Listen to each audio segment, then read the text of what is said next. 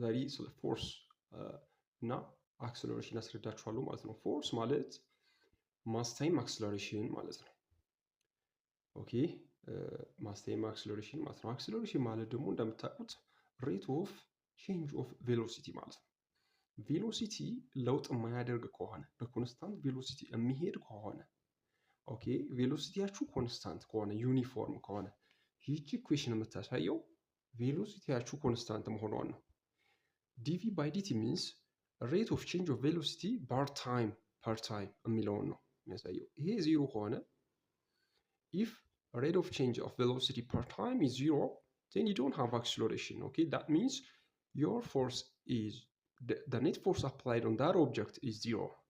Okay, so we should consider that first of all. Okay, whenever there is a force applied on a body, on a mass, and there is no motion, or there are two conditions to calculate that the force is zero. Okay, total force will be zero in two conditions. First, if there is no motion at all. The second condition is if the body is moving with constant velocity. Okay, with constant velocity. Constant velocity means acceleration.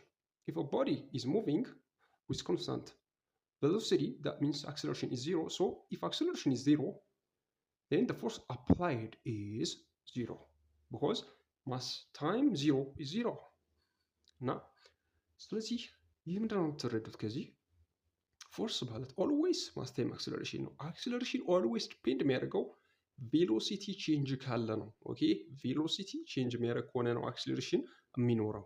ኦኬ ቬሎሲቲ ግን ዩኒፎርም ከሆነ ቬሎሲቲያችሁ ኮንስታንት ከሆነ አት ኮንስታንት ቬሎሲቲ እየሄደ ከሆነ አንድ ቦዲ ዘይን አክሰለሬሽናችሁ ዜሮ ነው ማለት ነው። አክሰለሬሽን ዜሮ ከሆነ ፎርሳችሁ ዜሮ ነው። ስለዚህ ኢፍ አንድ ማስ ወይም አንድ ቦዲ አትሬስት ከሆነ ፎርስ ዜሮ ነው፣ ወይም ሞሽን ከሌለው ፎርስ ዜሮ ነው።